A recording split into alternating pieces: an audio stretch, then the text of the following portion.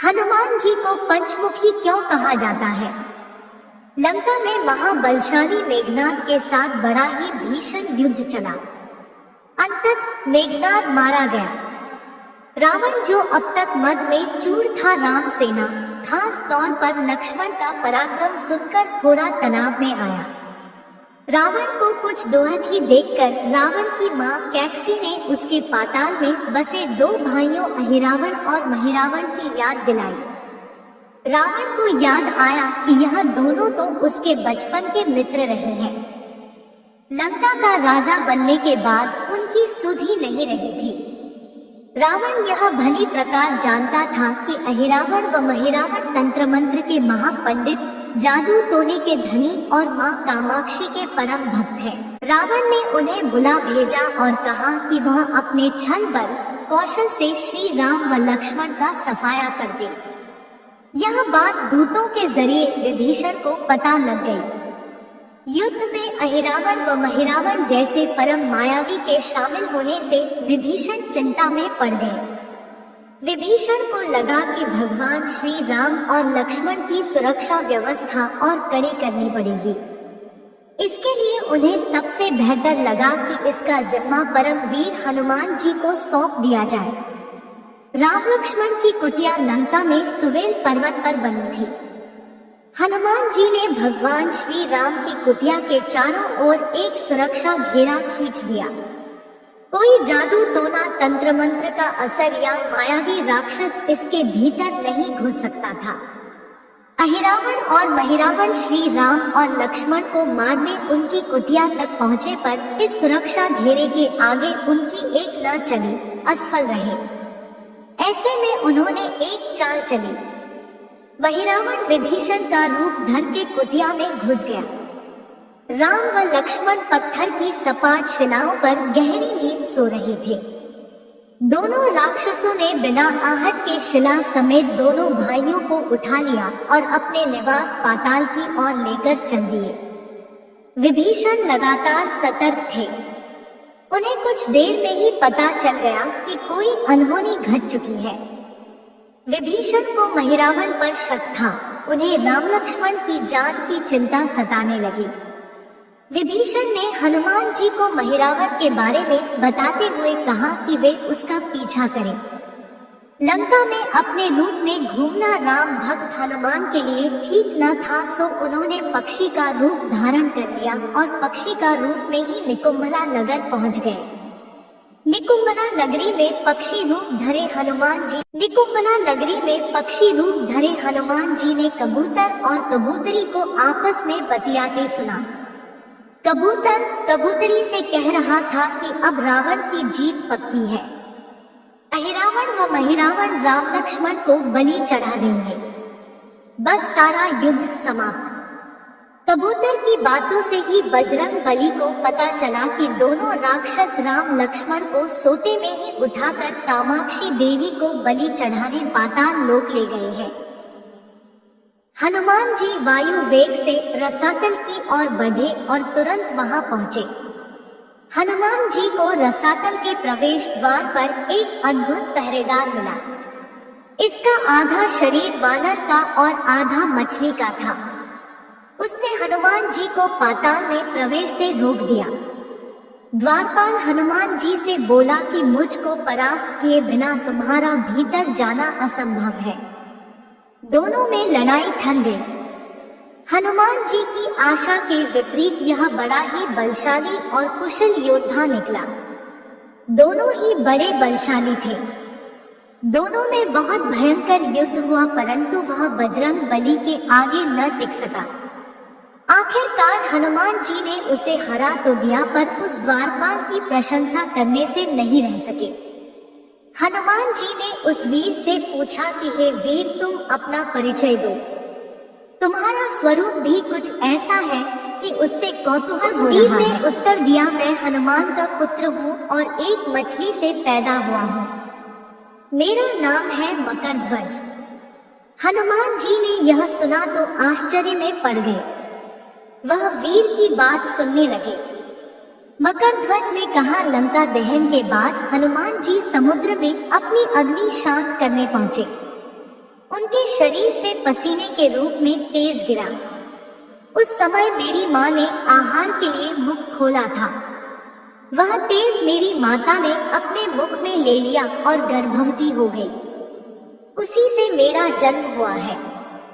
हनुमान जी ने जब यह सुना तो मकरध्वज को बताया कि वह ही हनुमान है। मकरध्वज ने हनुमान जी के चरण स्पर्श किए और हनुमान जी ने भी अपने बेटे को गले लगा लिया और वहां आने का पूरा कारण बताया। उन्होंने अपने पुत्र से कहा कि अपने पिता के स्वामी की रक्षा में सहायता करो। मकरध्वज ने हनुमान जी को बताया कि कुछ ही देर में राक्षस बलि के लिए आने वाले हैं। बेहतर होगा कि आप रूप बदलकर कामाक्षी के मंदिर में जाकर बैठ जाएं। उनको सारी पूजा झरोखे से करने को कहे। हनुमान जी ने पहले तो मधुमक्खी का वेश धरा और माँ कामाक्षी के मंदिर में घुस गए। हनुमान जी ने माँ कामाक्षी को नमस्कार कर सफलता की कामना की और फिर पूछा, हे माँ, क्या आप वास्तव में श्री राम जी और लक्ष्मण जी की बलि चाहती हैं? हनुमान जी के इस प्रश्न पर माँ कामाक्षी ने उत्तर दिया कि नहीं, मैं तो दुष्ट अहिरावण व महिरावण की बलि चाहती हूँ। यह दोनों मेरे भक्त तो हैं, पर अधर्मी और अत्याचारी भी हैं। आप अपने प्रयत्न करो, सफल रहोगे। मंदिर में 5 दीप जल रहे थे।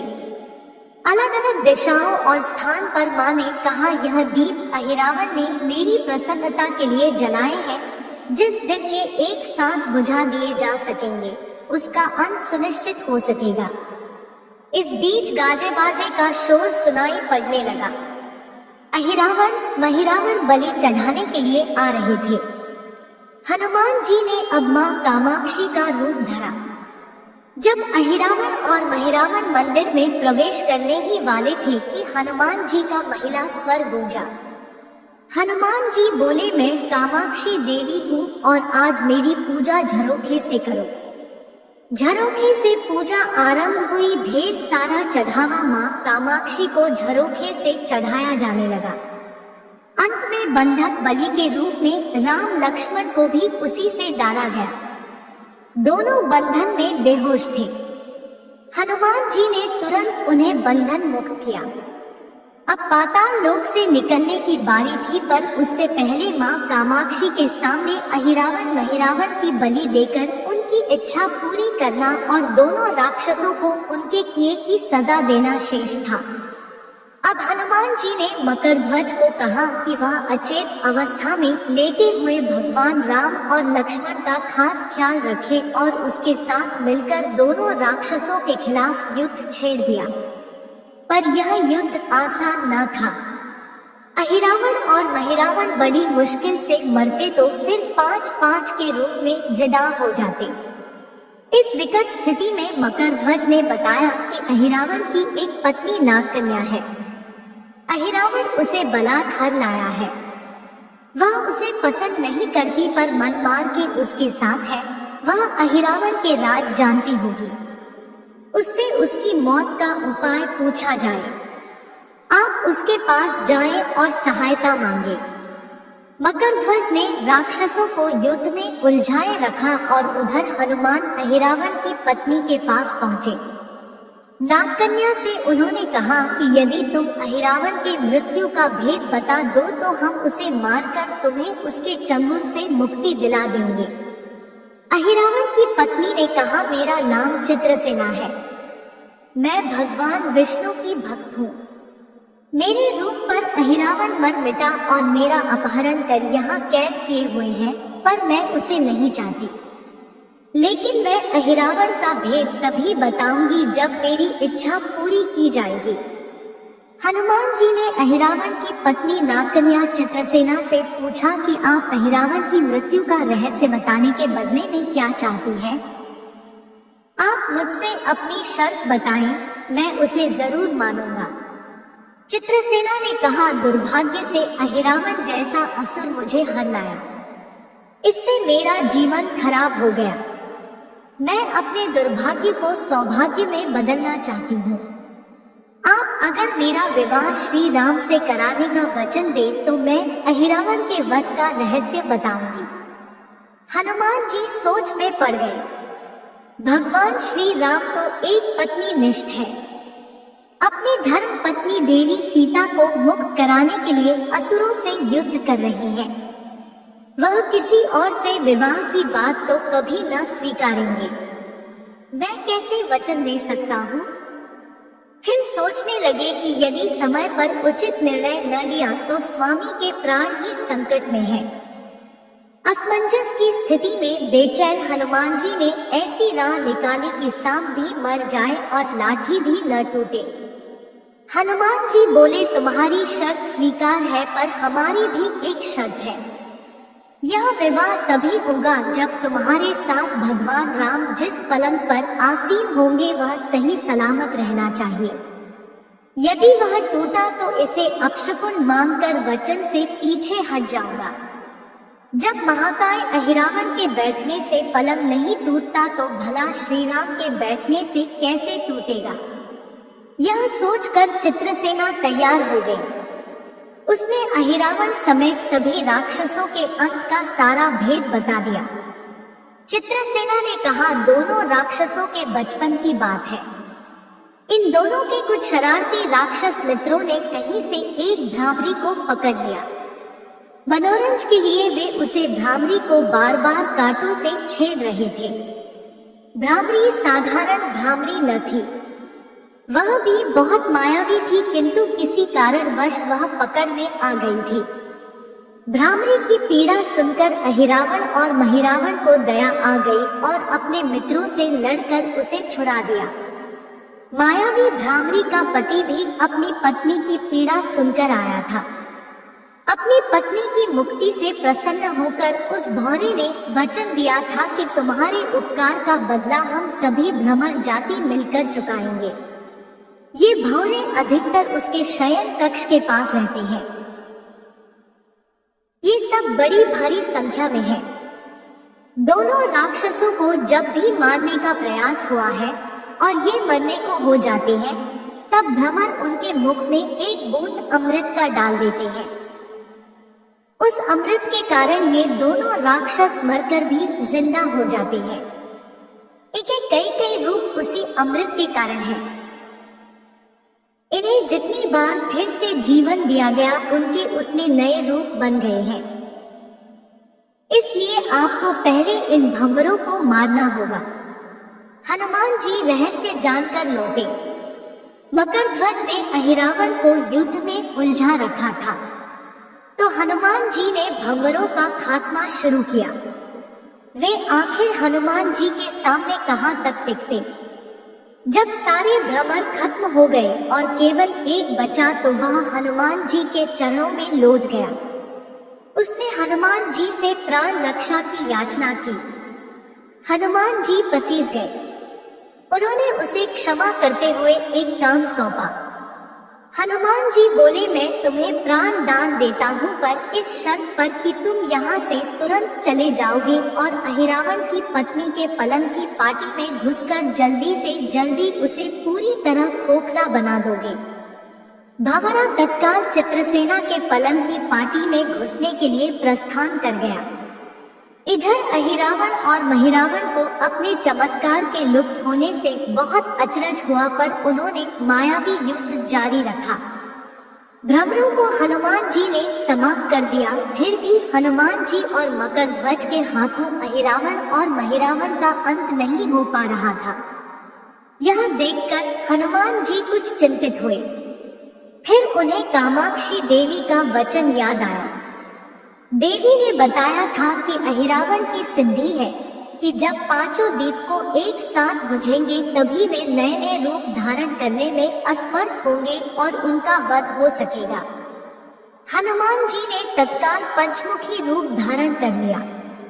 उत्तर दिशा में वराह मुख, दक्षिण दिशा में नरसिंह मुख, पश्चिम में गरुड़ मुख, आकाश की ओर हयग्रीव मुख एवं पूर्व दिशा में हनुमान मुख।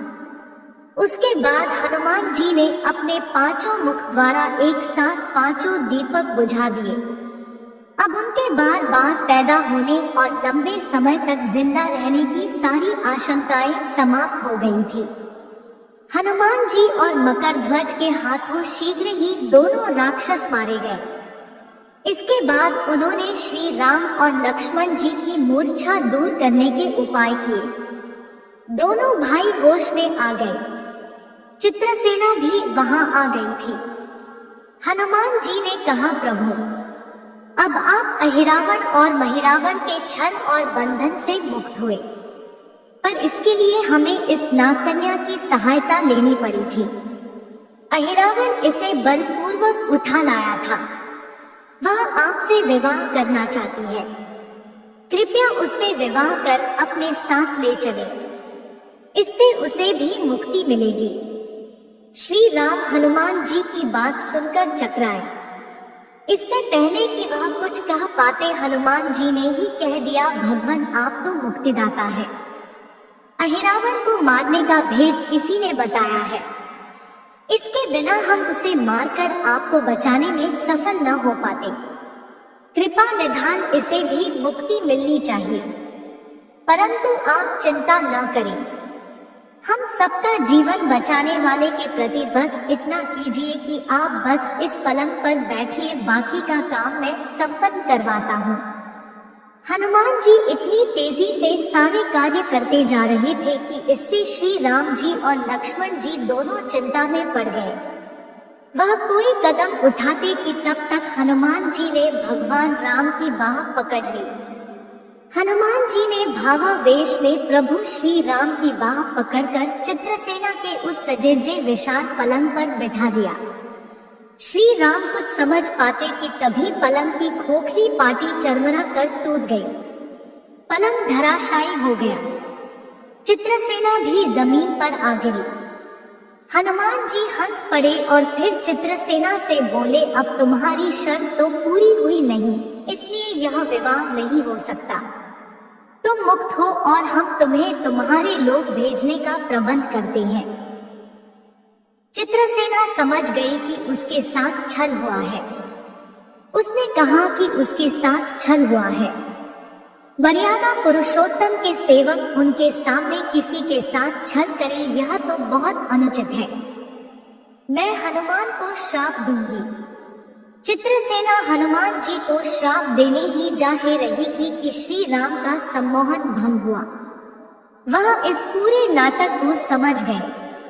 उन्होंने चित्रसेना को समझाया, मैंने एक पत्नी धर्म से बंधे होने का संकल्प लिया है, इसलिए हनुमान जी को यह करना पड़ा। उन्हें क्षमा कर दो। क्रुद्ध चित्रसेना तो उनसे विवाह की जिद पकड़े बैठी थी। श्री राम ने कहा, मैं जब द्वापर में श्री कृष्ण अवतार लूंगा तब तुम्हें सत्यभामा के रूप में अपनी पटरानी बनाऊंगा। इससे वह मान गई। हनुमान जी ने चित्रसेना को उसके पिता के पास पहुंचा दिया।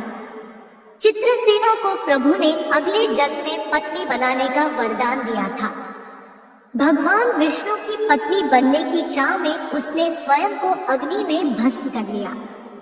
श्री राम और लक्ष्मण, मकरध्वज और हनुमान जी सहित वापस लंका में सुवेल पर्वत पर लौट आए। जय पंचमुखी हनुमान। ऐसे ही और वीडियो के लिए हमारे चैनल को सब्सक्राइब करें। धन्यवाद।